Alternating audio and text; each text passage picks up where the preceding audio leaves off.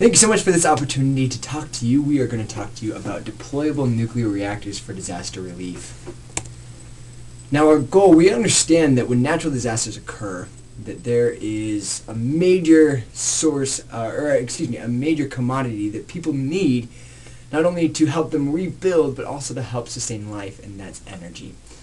And so our goal is to take something that already exists, which is aircraft carriers, and use their three types of energy, batteries, natural gas, and nuclear, to be able to convert that into a portable energy source to help with disaster-stricken areas.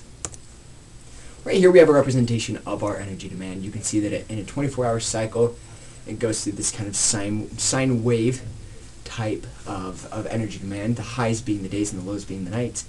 You can also see that there are random peaks throughout the day and into the night. Those represent disturbances that may occur.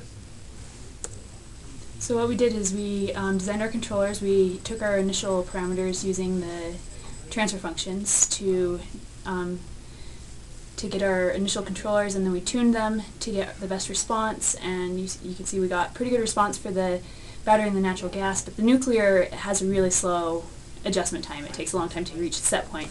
So what we did to account for that is we didn't want to use too much of the natural gas, but we wanted the nuclear to cover the base loads, so we entered our own custom function into Simulink to split the nuclear power into three regimes, and when there was a higher demand, then the nuclear would produce more to cover the base loads so that the nuclear, so that the natural gas could cover pretty much just the demands, and we could save energy that way.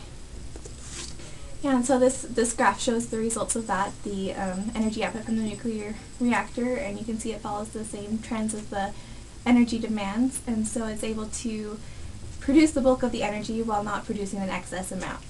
And so this next slide shows the output from the natural gas, and we wanted to minimize this, and you can see that it averages about 10 to 20 megawatts of power, which we thought was a pretty good amount. And so the main purpose of the natural gas is just to account for the disturbances, because it can react quicker than the nuclear reactor. And this is the final result of the difference between the energy generated and the energy needed, and it is below zero all the time, which is what we wanted, so there's no brownouts. And you can see that it's fairly constant, so we don't have fluctuations in the energy, like when if the nuclear reactor produced too much, we saw a large dip in that line.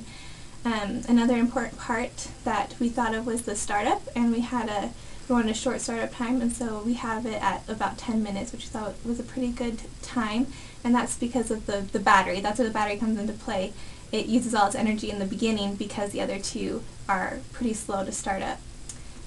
And so, in conclusion, we were able to achieve our goal of reaching our energy demands without any brownouts throughout the day, and we were able to minimize the amount of natural gas needed so that it was an economical process, and we were able to minimize the amount of energy wasted.